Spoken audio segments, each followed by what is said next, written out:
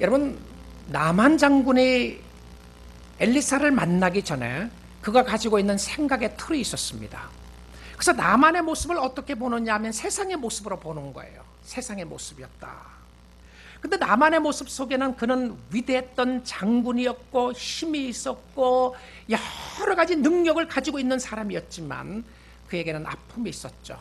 바로 나병 환자였습니다. 그 당시에 나병 환자에 걸렸다고 하는 것은 영적으로 하나님이 버린 것 같은 죄라고 생각했습니다. 사회적으로 다른 어떤 한 곳에 모여서 살아야 되는 사람들과 떨어져야 되는 그런 병이었고요. 그뿐만 아니라 육신의 살이 썩어가는 정말 고치기 힘든 그런 병이었습니다.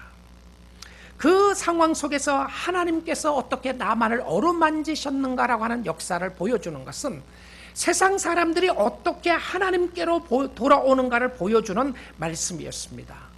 여러분, 엘리사 시대에 엘리사를 통하여 많은 기적이 일어나게 됩니다.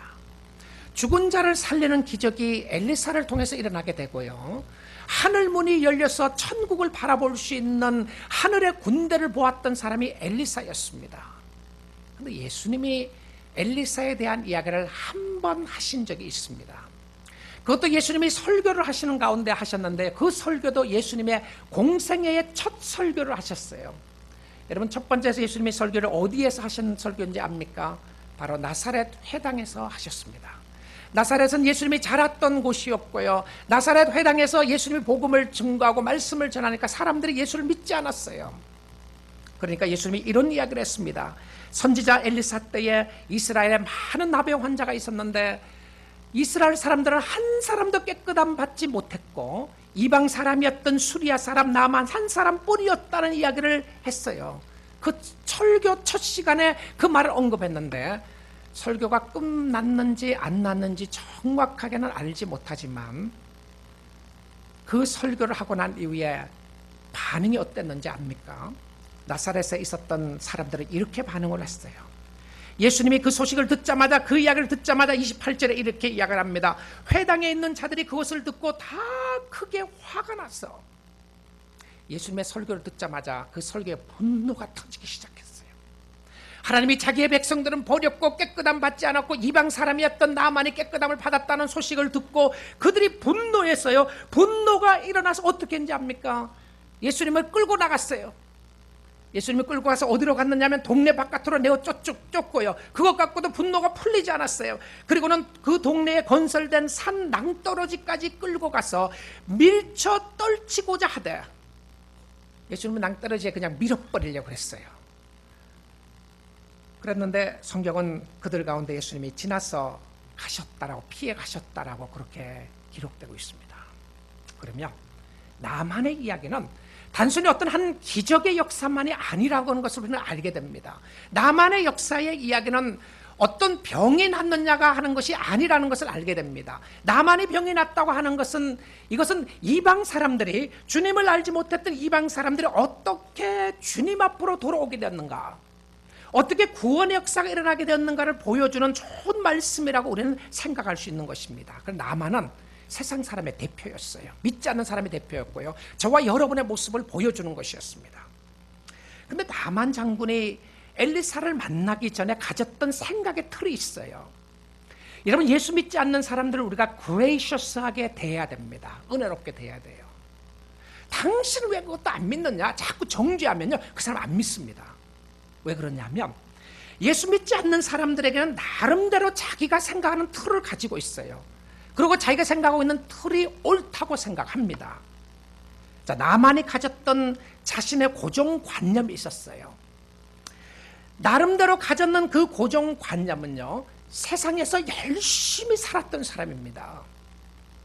여러분, 세상에 성공하기를 원하시면, 세상의 방법으로 성공하기를 원하시면 나만처럼 하면 돼요. 제가 가르쳐 드리겠습니다. 첫 번째, 나만은요, 종교적인 사람이었습니다. 종교적인 사람이었어요. 나름대로 자신의 신앙, 믿음을 가지고 있었고요. 믿음이라고 하는 것보다는 사실은 신념이라고 하는 것이 옳다고 봅니다. 세상 사람들 다 나름대로 자기의 신념을 가지고 있습니다. 자기가 믿고 있는 거 있는 거예요. 근데 나만도 뭘 믿었느냐 하면, 근데 나만의 장군 속에 믿었던 이야기 중에 하나가, 이스라엘에 가면 소녀가 이야기하기를 사마리아에 있는 선지자를 만나게 되면 그 사람이 당신의 병을 고칠 수 있다고 하는 이야기를 들었어요. 그리고 그 이야기를 믿었습니다. 믿었죠. 그런데 이 나만 장군이 이스라엘에 간다고 하는 것은요, 죽음을 각오하는 결단을 하지 않고서는 갈 수가 없어요. 원수의 나라입니다. 오늘날 어느 병원에 가면 어느 유명한 닥터가 있는데 그 의사가 당신의 병을 고칠 수 있다, 그래서 의사를 찾아가는 그런 모습이 아니에요. 원수의 나라에 들어가야 되는데 그 계집종이, 여인이, 종이 이야기하는 그 소리를 듣자 그 여인의 이야기를 믿고 목숨을 각오하고 죽을 목숨을 내놓고 그 지역에 들어가는 거예요. 무엇이었습니까? 자신이 나름대로 믿고 있었던 믿음이었다는 거죠. 신념이었다는 것을 볼 수 있습니다. 그뿐만이 아니었어요. 나만은 엘리사의 하나님이 자기의 병을 고칠 수 있다는 것도 믿었어요. 손을 흔들고 아픈 부위에 안수하고 하면 그의 병이 나을 수 있다고 하는 것까지도 믿었습니다. 자, 그런데 그의 생각은 여기가 한계입니다. 여기까지였어요. 그의 자신의 믿음의 한계가 여기까지입니다. 믿음은 있었어요. 근데 그 믿음이 여기까지 더 이상 나갈 수가 없었어요. 그 다음에 이 사람은 열정이 있었던 사람이었습니다. 패셔널한 사람이었어요. 자기가 하는 일에 대해서 열정이 있었고, 여러분, 열정 없이 성공할 수가 없어요. 무슨 일이든지 자기가 하는 일에 열정을 가지고 열심히 해야 되잖아요. 이 세상의 모습입니다. 근데 나만 장군은 자기가 비록 병이 들었음에도 불구하고, 그 병이 언제 걸렸는지 알지 못하지만 병이 들었음에도 불구하고 그 병을 뛰어넘기 위해서 열심히 살았던 사람이었습니다. 오직 병을 낫겠다는 마음의 열정을 가지고 있었고요, 자기가 하는 일에 패션을 가지고 있었어요.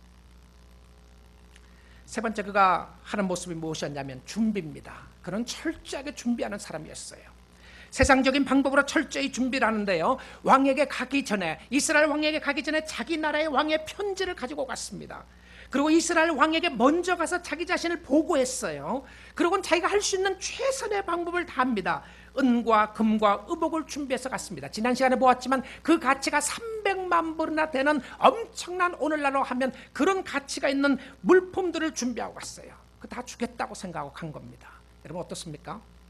세상적인 상황 속에서 나만이 틀렸다고 말할 사람 누가 있겠습니까? 누가 있겠어요? 세상적인 방법으로 최선을 다해서 살았던 것이었습니다. 그의 생각은 틀린 것이 아니고요, 이것이 그의 생각의 한계입니다. 여기까지였어요. 세상 사람들이 주님을 잘 믿지 못하고 변화되지 못하는 1차적인 이유가 무엇인지 압니까? 자기의 생각이 옳다고 하기 때문에 그렇습니다. 자기는 최선을 다해서 산다고 그래요. 실질적으로 최선을 다해서 사는 사람 많습니다. 그런데 이 모습 속에서 볼 수 있는 것은 그의 생각이 틀렸다고 하는 것보다는 다르다고 하는 것이죠. 하나님의 생각과는 달랐어요. 여러분, 하나님의 생각과 내 생각이 다르다는 것을 인정하지 않고서는 결코 예수를 믿을 수가 없습니다. 왜냐하면 틀렸다고 하면 틀리지 않았다고 생각을 할 거니까요.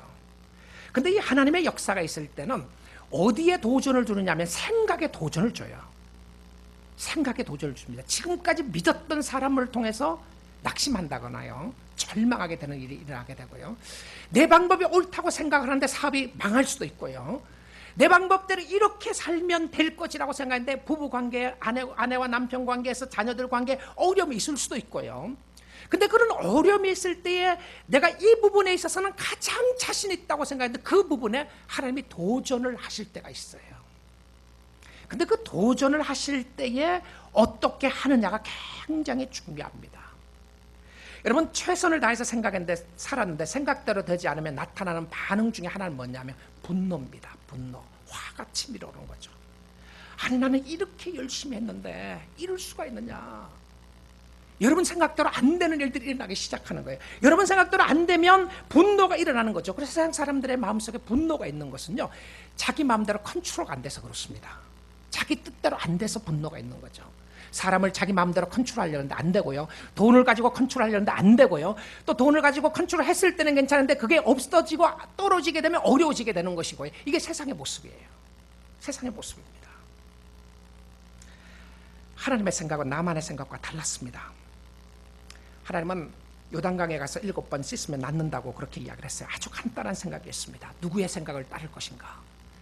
믿지 않는 사람들에게 오는 첫 번째 도전은 누구의 생각을 따를 것인가에 대한 도전입니다. 생각의 도전이었어요.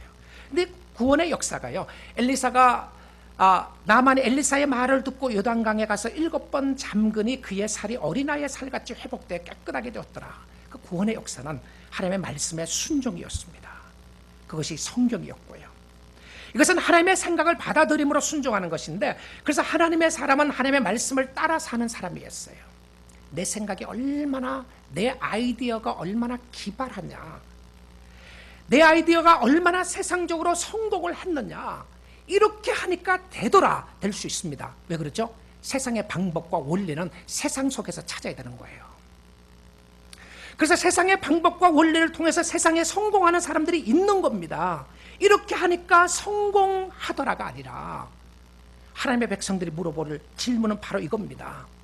실패할 것 같고, 안 될 것 같고, 쓰러질 것 같고, 넘어질 것 같고, 이 방법은 도저히 안 될 것 같은 방법이라고 할지라도, 내가 이렇게 하면 손해본다고 할지라도 하나님의 뜻에 순종하겠다고 하는 것이 하나님의 방법인 줄 믿습니다. 이게 성도들의 모습이에요. 그러면 여러분의 삶을 누구 앞에 무릎 꿇을 것인가가 너무 중요한 요소들입니다. 바로 나만의 모습이었습니다. 여러분, 세상 사람들의 모습은 그것이 세상 사람의 생각의 한계입니다. 그 이상을 뛰어넘지 못합니다. 그러니까 복음의 역사는 우리의 생각 속에 들어오고 우리의 마음 가운데 들어왔어요. 우리의 생각을 바꾸는 역사가 일어나잖아요. 아무리 좋은 생각이라고 할지라도 그 사람이 생각할 수 있는 한계가 그것 전부입니다. 자, 그런데 나만의 역사 속에 복음의 역사가 들어갈 때 나타났던 것 중에 하나는 순종이었잖아요. 하나님의 말씀에 순종하기로 그가 작정을 하고 요단강에 가서 7번 자기의 몸을 담그고 나오니까 놀라운 변화가 일어나게 되었습니다. 여러분, 이 일 후에 나만의 삶 속에 자연스럽게 변화되는 3가지 모습이 있었습니다. 어떤 변화가 일어났을까요? 근데 이 3가지 변화에 대해서는요, 가르치지 않아도 나타나는 변화였어요. 나만이 엘리사를 찾아가서, 병이 낫고 나니 엘리사에 찾아가서, 이제 엘리사 선생님이요, 선지자님, 이제 내가 어떻게 살면 좋겠습니까? 그랬더니 엘리사가 나만을 앉혀놓고 성경 공부했다는 이야기가 없습니다. 그러지 않았어요. 스스로 저절로 그냥 알게 되는데요, 저절로 알게 되는 놀라운 모습은 뭐냐면, 이 나만 장군이 집으로 돌아가지 않고 엘리사에게로 돌아갑니다. 이게 놀라운 것은요, 어떤 의미로 생각을 하면 엘리사에게 갈 필요가 없는 거예요. 왜냐하면 엘리사 때문에 화가 치밀어 올랐잖아요. 그런데 났어요.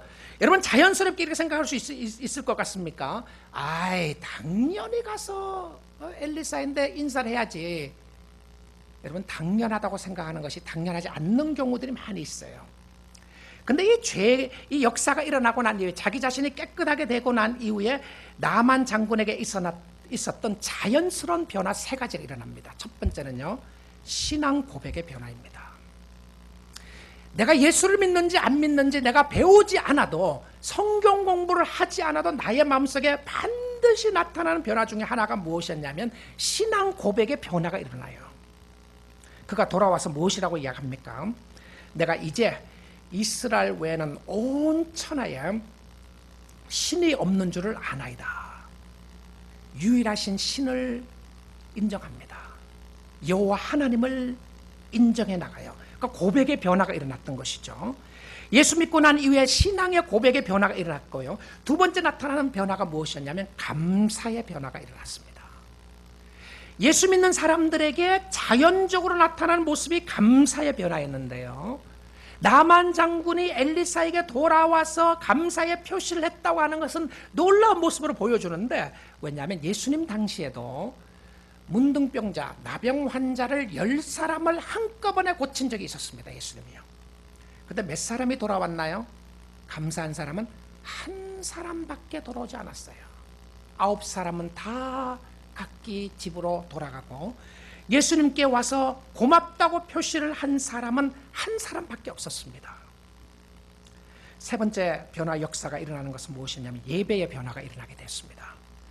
예배의 대상이 바뀌어지게 되는데요. 오직 하나님만 예배하겠다고 하고요. 하나님만 섬기겠다고 하는 역사가 일어나게 됩니다. 하나님의 중심에 살겠다는 변화가 일어나기 시작했어요.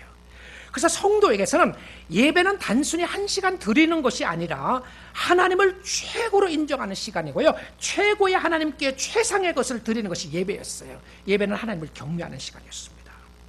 그 누구도 그 어떤 것도 이 하나님의 영광을 뺏어갈 수는 없어요. 뺏어가서는 안 되는 것입니다. 자, 여기까지 보게 되면 그의 삶 가운데 있었던 자연스러운 모습이었습니다.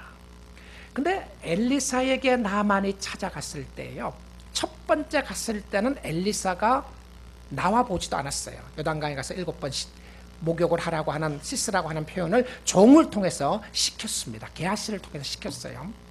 근데 두 번째로 그가 깨끗하게 되고 난 이후에 보니까 엘리사 앞에 나만이 서 있었다라고 이렇게 되어 있습니다. 그러면 엘리사가 나만이 오는 것을 알고 집 바깥에 나가서 기다리고 있었던 것을 봅니다.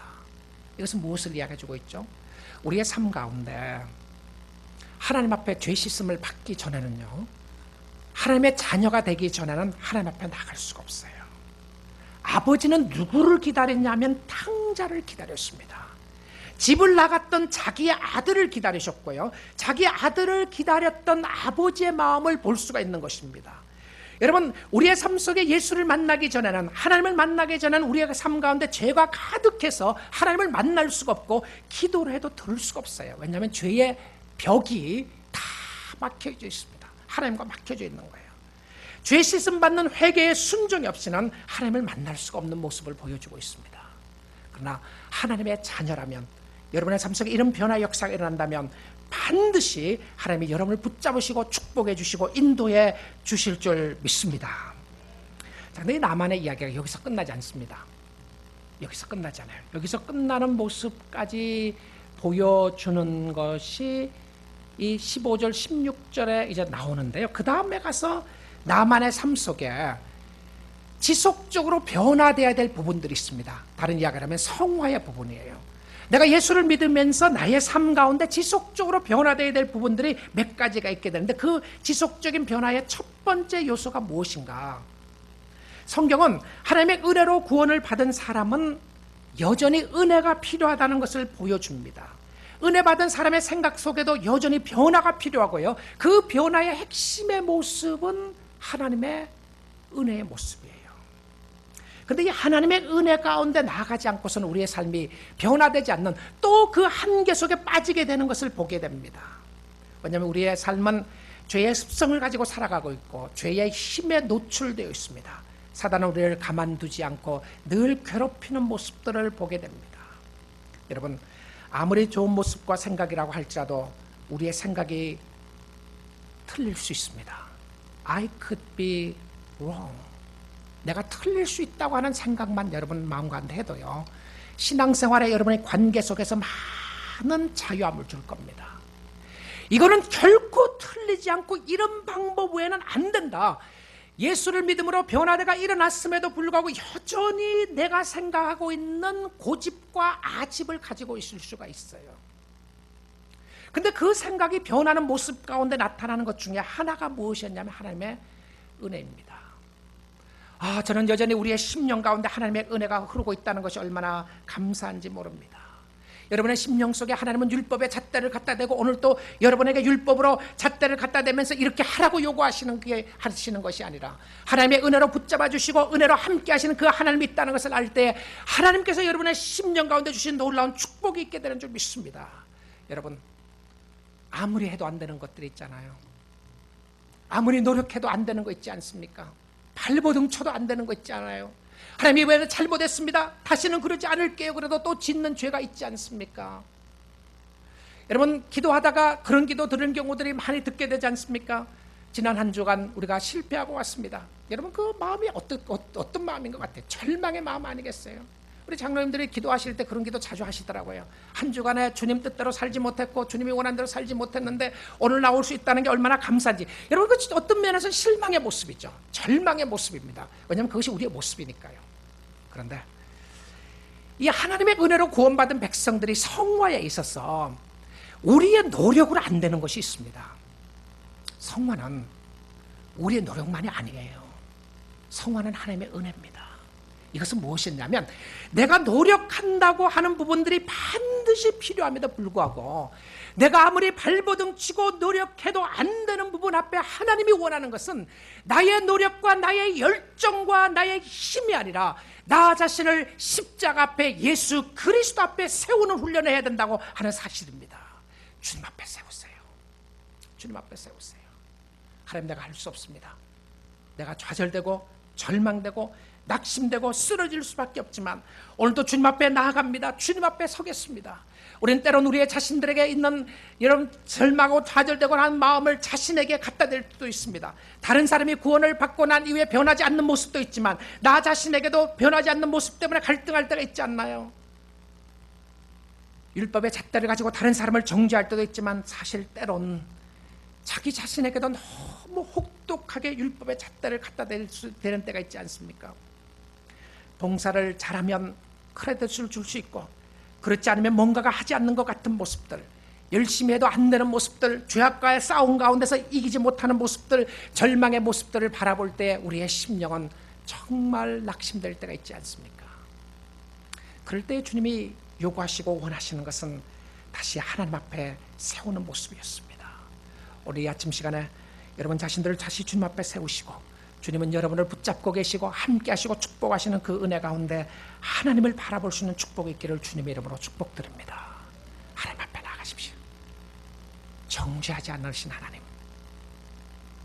정죄하지 않으신 하나님, 내일 쓰러질 것 같으니까 오늘 주님 의지하지 말아야지가 아니라 이번 한 주간에 쓰러지는 게 한이 있다고 할지라도 비록 내일 쓰러지는 한이 있다고 할지라도 아니 예배드리고 나가면서 바로 쓰러지는 모습이 있다고 할지라도 오늘 내가 자신을 쳐서 주님 앞에 복종시키고 주님 앞에 항복할 수 있는 그것은 바로 하나님의 은혜 앞에 엎드는 모습인 줄 믿습니다. 그러니까 다시 은혜 앞에 나가십시오. 나만이 변화되고 났어요. 성화의 단계에서 여전히 변화되어야 될 부분이 세 군데가 또 나옵니다. 첫 번째가 어딘지 압니까? 예배입니다. 예배. 여러분 예수를 믿고 난 이후에 성화가 되었고 하나님을 섬기고 나가는 부분 가운데서 여전히 변화될 부분 중에 하나가 무엇이었냐면 예배입니다. 예배. 나만은 이렇게 생각했어요. 엘리사에게 돈을 주려고 하니까 엘리사가 안 받았습니다. 그리고 나서는 엘리사에게 요구를 합니다. I have one request. 내가 리퀘스트가 있는데 내가 원하는 게 있는데 이것 좀 들어주면 좋겠다고 이야기를 간절한 마음으로 요구를 해요. 근데 무엇을 요구하느냐 하면 17절 한번 보십시오. 나만이 이르되 그러면 청하건대 노새 2마리에 나귀 2마리에 실을 무엇을 달려고요? 흙을 당신의 종에게 주소서. 그리고는 바로 예배와 연결시킵니다. 이제부터는 종이 번제물과 다른 희생제사를 여호와 외에 다른 신에게는 드리지 아니하고 다만 여호와께 드리겠나이다. 그러니까 하나님께 하나님만을 예배하겠다고 그러고 하나님만을 섬기겠다 그러면서 요구하는 것이 무엇이냐면 흙을 달려고 그러는 거예요. 어디에 흙을? 바로 엘리사가 있는 그곳에 흙을 가져가기를 원했습니다. 도대체 왜 나만은 흙을 가져가기를 원했을까? 어떤 의미로 생각해 보게 되면 나만이 엘리사 선지자가 있는 그곳이 가나안 땅에 있는 흙을 가지고 가서 그곳으로 인해서 어떻게 그곳을 깔고 흙을 깔려고 그랬는지 어떻게 하려고 했는지 잘 모르지만 그것을 가지고 예배를 드리면 하나님의 예배를 잘 받을 수 있을 것처럼 생각한 겁니다. 여러분 이 모습이 하나님이 모세를 부르는 장면 가운데서 볼 수 있는데요. 하나님이 모세를 부르면서 하나님에게 모세에게 이야기합니다. 네가 서 있는 땅은 거룩한 땅이니 네 신에서 네 발에서 신을 벗으라고 그래요. 네 발에 신을 벗으라, 신발을 벗으라고 그럽니다. 아마 모세가 신고 있었던 것은 샌들이었을 가능성이 많습니다. 그러면 그 신발을 벗으라고 이야기하면서 하나님이 그 땅이 거룩한 땅이었다. 그럼 지금 모세가 서 있는 땅 그것이 거룩했을까? 여러분 어떻게 생각하시나요? 저는 아니라고 생각합니다. 왜냐하면 모세가 서 있었던 그 땅이 거룩했다면 가나안 땅에 다닐 때마다 이스라엘 백성은 다 맨발로 다녔어야 됐던 거예요. 근데 이스라엘 백성도 맨발로 다녔다는 표현이 없거든요. 모세가 또 맨발로 다녔다는 표현도 없습니다. 그때 그 순간에서 신발을 벗으라고 그랬어요. 그 의미가 무엇이었죠? 하나님의 임재였습니다. 하나님의 임재였어요. 하나님이 함께 하시는 그 땅이 거룩한 땅이었고 하나님의 임재가 있는 바로 그곳이 거룩한 모습이었다는 것이죠. 자, 이것을 우리가 다시 와서 보게 되면 어떤 모습인가? 우리가 예배 가운데 예배를 드리고 있다는 자체가 너무 귀함에도 불구하고 예배를 드리는 것 자체가 거룩한 거 아닙니다. 이곳에 와 있다는 것이 거룩한 거 아니에요. 여러분 잘 오셨습니다. 이 예배당에서 예배를 드리고 있다는 것이 더 거룩하게 만드는 것이 아니고요. 여러분이 하나님의 임재 속에 들어가서 하나님을 만나는 그 순간에 성령의 놀라운 역사로 말미암아 거룩한 땅에 서 있는 하나님의 역사가 있는 줄 믿습니다. 하나님의 임재였어요. 그 전에 어떤 사람이 이스라엘에 가갔고요. 요단강에서 떠온 물을 가지고 왔어요. 요단강에서 온 물이라고 하는 물을 파는 경우도 있거든요. 어떤 교회는 보니까 요단강에서 온 물이라고 해서 그 물을 찍어서 아픈 사람 위에 바르고 하면 낫는다고 그런 사람들이 있더라고요. 또 어떤 사람은 고집을 하는 거예요. 요단강에 갔을 때 내가 꼭 세례를 거기서 받으면 좋겠다. 또 어떤 사람은 그렇게 이야기해요. 요단강의 물을 좀 어떻게든지 구해와서 그 물을 가지고 내가 세례를 받으면 좋겠다. 여러분, 물은 물입니다. 똑같은 물이에요. 요단강 물이라고 해서 더 거룩한 거 아니었어요. 나만이 요단강에 들어가고 난 이후에 얼마나 많은 사람이 요단강에 들어갔겠습니까? 안 그래요? 근데 성경은 요단강에 들어갔던 사람이 다 낫다는 이야기가 하나도 나오지 않아요. 무엇이죠? 그 상황 속에 하나님이 그 도구를 쓰셨던 겁니다. 하나님이 쓰신 도구였어요. 그러면 오늘 하나님이 여러분을 쓰실 때, 여러분의 삶 가운데 역사하셨을 때 하나님이 쓰시는 도구가 있어요. 말씀의 도구가 다르게 나타날 수 있습니다. 너무나도 말도 안 되는 것 같은 것을 가지고 하나님이 순종을 요구할 때가 있어요. 그런데 거기에 순종하면 반드시 성령의 역사 가운데 기적의 역사가 일어나게 될 줄 믿습니다. 하나님의 말씀의 순종이었어요. 예배의 변화였습니다. 두 번째는요. 두 번째, 나만 장군에게 여전히 변화되어야 될 부분이 있습니다. 자, 성화가 자연스럽게 나타나는 부분이 있고 변화되어야 될 부분이 있다고 그랬죠. 그 두 번째 변화될 부분이 무엇이냐면 예배와 연결되는 부분인데요. 그것이 뭐냐면 예습성입니다. 예습관이에요. 습관.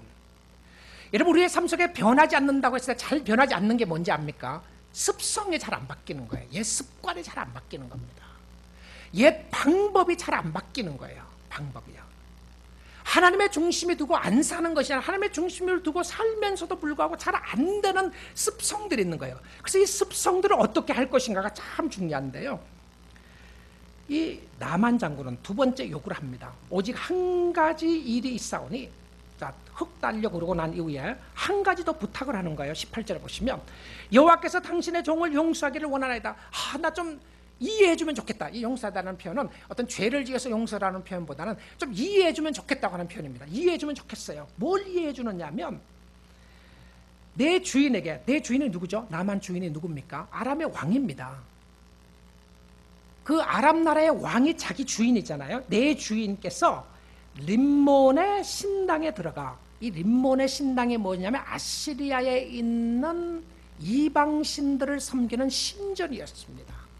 그럼 왕으로서 왕이 그 신전에 들어가서 제사를 드리는데 그때 제사 드릴 때 따라가야 했던 사람 중에 한 사람이 누구였냐면 나만 장군이었어요. 그러니까 장군을 데리고 갔던 것 같아요. 근데 이제 몸을 바쳐야 된다 이런 표현을 쓰잖아요. 그가 내 손을 의지하시며, 그러니까 어떤 함께 가는 모습에서 볼 수 있는 본데요. 내가 림몬의 신당에서 몸을 굽히오니 내가 제사를 드려야 되는데 내가 림몬의 신당에서 몸을 굽힐 때 여호와께서 이 일에 대하여 당신의 종을 용서하시기를 원하나이다. 무슨 말이죠? 내 마음은 내가 말하지 않았습니까? 이제부터 내 마음은 하나님만 믿겠습니다. 하나님만 따라가겠습니다. 그 하나님밖에 없습니다. 하나님만 예배를 하겠습니다. 그런데 내 몸은 어쩔 수 없습니다. 내가 세상에 살아가기 위해서는 세상의 원리를 따라갈 수밖에 없고 세상의 방법대로 따라갈 수밖에 없는데 내가 장군인데 장군으로서 내가 그 왕을 모시지 않고서는 안 됩니다. 모시는 그곳이 어딨냐면 이방 사람이 섬기는 신전인데 거기 가서 예배를 드리고 제사를 하고 한다고 할지라도 내 마음은 딴 곳에 있을 테니까 그것을 용서해 달리는 거예요. 여러분 어떻습니까? 너무 이해되지 않습니까? 이해되지 않아요?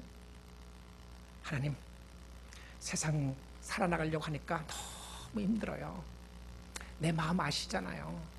내 마음은 주님을 섬기기를 원하니까 열심히 내가 주님 섬길게요. 그런데 세상 갔어서는요, 세상 따라갈 수밖에 없고요, 그 사람에 가서는 거짓말할 수밖에 없고, 그 신 앞에 절할 수밖에 없고, 그 사람 방법대로 따라갈 수밖에 없는데, 그것 좀 이해해 주면 좋겠습니다. 너무너무 이해가 가는 모습입니다. 그런데 엘리사가 나만을 앉혀놓고 성경 공부했다는 이야기가 또 없습니다. 너 절대 그러면 안 돼.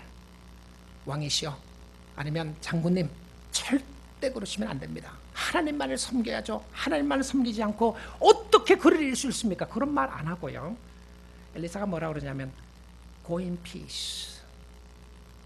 Go in peace. 허락을 한 것도 아니고 안 한 것도 아니고 그냥 가라 그랬어요. 아, 여러분 다행이지 않습니까?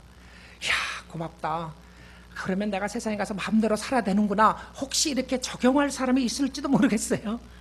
여러분, 여기서 나타나는 모습은 이방 땅의 나만 장군이 혼자 살아나가게 됐던 곳이었습니다.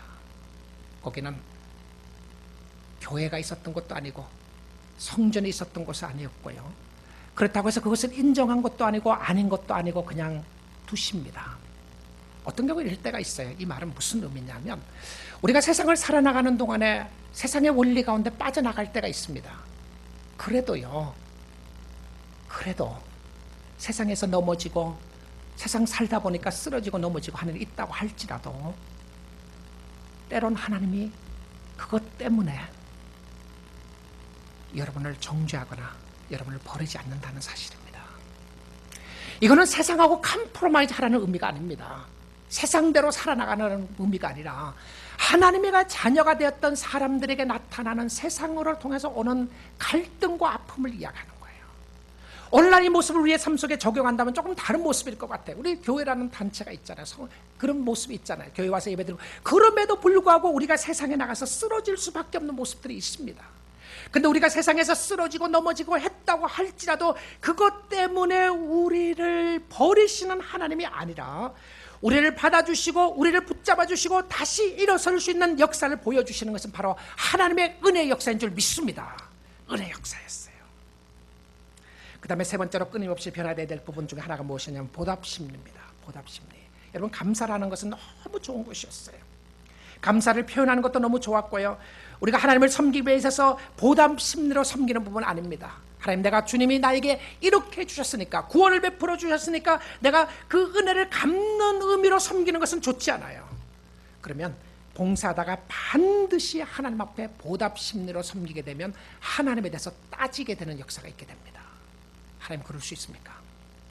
내가 주를 위해서, 당신을 위해서 이렇게 했고 저렇게 했는데 어떻게 그럴 수 있습니까? 여러분, 우리의 몸을 바쳐서 섬긴다고 할지라도 우리는 하나님의 은혜에 갚을 길이 없는 사람들입니다. 엘리사가 가지고 왔던 돈을 주려고 하니까 받지 않았어요. 그의 마음을 아셨습니다. 여기서 엘리사가 보여주었던 것은 무엇이죠? 그 당시 엘리사가 굉장히 가난했어요. 선지자가 가난하게 살았습니다. 그러면 돈을 갖고 와서 주려고 그랬으니까 받을 수 있는 거잖아요. 근데 안 받았어요. 여기서 보여주는 것은 무엇이었냐면 이 참 종교와 거짓 종교의 바람 라인이 무엇인가를 보여줍니다. 그 끝이 무엇인가? 여러분, 돈으로 모든 것을 해결할 수 있으면 참 종교가 아닙니다. 아니에요. 기독교는 돈으로 해결할 수 있는 종교가 아닙니다.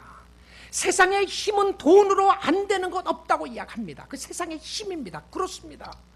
물질의 힘을 가지고 할 수 있는 것이지만, 그러나 기독교가 돈을 가지고 모든 문제를 해결할 수 있다면 참 기독교의 모습이 아니에요. 아닙니다. 돈을 가지고 모든 것을 판단하고 모든 것을 정죄하고 모든 것을 살아가고 있다면 그 모습은 아니었어요. 여러분, 감사의 표현으로 헌금 생활을 잘하는 것 너무 중요한 요소들입니다. 하나님 앞에 온전히 주일 성수 드리고 또 하나님 앞에 감사와 찬양과 예배를 드리면서 헌금 생활하는 중요한 모습이에요. 그러나 우리는 하나님 앞에 보답하는 마음으로 하는 것이 아니라 하나님의 은혜에 감사하여 하나님을 섬기는 모습으로 해야 한다는 것입니다. 감사의 표시로 물질을 드리는 것이어야 한다는 것이죠. 감사의 표시로 시간을 드리는 것이고요, 감사의 표시로 자신을 드리는 것인데, 아무리 감사의 표시를 자신을 드린다고 할지라도, 우리의 몸을 바쳐서 주님을 섬긴다고 할지라도 하나님이 우리에게 베풀어 주시는 은혜를 갚지 못하는 것은 그 은혜가 세상의 것으로 해결할 수 없는 은혜이기 때문에 그렇습니다. 세상의 것으로 안 되는 거예요. 세상의 방법대로 안 되는 것이 복음입니다. 여러분의 생각대로 안 되는 것이 복음이고요, 하나님 앞에 거꾸러지기 전에는, 하나님 앞에 두 손 들고 항복하기 전에는 여러분의 심령 속에 아무리 열심을 가지고 열정을 가지고 한다고 할지라도 그 한계에 그것을 벗어나지 못할 겁니다. 못해요. 그래서 주님이 요구하시는 것은 두 손 들고 항복하는 것입니다. 하나님, 나이가 받게 되지 않지 않습니까? This is who I am. 나이가 안 되는 거 주님이 아시지 않습니까? 박 목사, 그거 안 되는 거 알지 않느냐? 내가 발버둥 쳐도 안 되는 나의 마음속에 있는 죄악된 모습들을 해결할 수 있는 방법이 아무리 열심히 노력해도 안 되는 모습이 있지 않습니까? 장로니까 되든가요, 목사니까 되든가요, 권사니까 되든가요, 집사가 되고 나니까 되든가요, 여러분 교회 리더가 되고 나니까 여러분 죄악된 문제가 다 해결되든가요? 여러분의 마음속에 안 되는 문제들이 있잖아요. 바로 죄악된 마음 가운데 해결할 수 없는 어려움과 아픔들이 있지 않습니까? 그거 안 됩니다. 해결할 길이 없어요. 십자가 붙잡으세요. 예수 붙잡으십시오. 예수님 앞에 항복하기 전에는 그것이 은혜가 아니겠습니까? 오늘 또 우리를 정죄하지 않고 우리를 붙잡아 주시는 그 하나님이 계신다는 것이 은혜였고요, 그 하나님이 계신다는 것이 축복이었고, 그 하나님을 믿고 있는 우리는 정말 행복한 사람들이 아니겠습니까? 참 변화의 핵심은 예수 그리스도입니다. 나의 노력이기 이전에 그리스도고요, 나의 노력이기 이전에 십자가 이거요, 예수 그리스도를 믿음의 가운데 나가는 모습인데, 믿음의 시작도 믿음의 끝도 믿음의 완성도 예수 그리스도였습니다. 우리의 생각이 아니라 십자가에 예수님 앞에 생각을 맞춰야 하는 것입니다. 모든 생각을 사로잡아서 하나님께 맞추지 않고서는 우리의 삶 속에 변화가 있을 수가 없습니다. 그 하나님은 우리에게 전적인 서렌더를 원하십니다. 행복하기를 원하신다는 것은, 하나님 그렇습니다. 당신의 생각이 옳습니다. 당신의 생각이 맞는 생각이었습니다. 내 생각의 한계의 틀을 벗을 길이 없었습니다. 섬김에도 벗을 길이 없었고 주님을 믿는 길에도 벗을 길이 없었는데 이제 주님 앞에 나가기를 원합니다. 사랑하는 성도 여러분, 예수 그리스도 그가 우리를 위하여 십자가에 못 박혀 돌아가셨습니다. 그리고는 은혜로 우리를 살려주셨습니다. 은혜 받은 자는 은혜에 감사하여 섬기는 사람이었고요, 확실한 변화의 초점은 오늘도 나를 붙잡고 계시는, 그래서 그분 앞에 설 수밖에 없고, 그분 앞에 설 때 오늘도 감사할 수밖에 없고 찬양할 수밖에 없는 하나님의 은혜가 있기에 그 하나님을 찬양하지 않을 수가 없습니다. 하나님의 이름을 높여드리십시오. 그 하나님을 찬양하시고 그 하나님 앞에 헌신하시고 그 하나님을 섬길 때 우리의 심령 가운데 넘치는 은혜와 기쁨으로 채워주시는 믿음의 역사, 순종의 역사, 은혜의 역사가 나타나게 될 줄 믿습니다.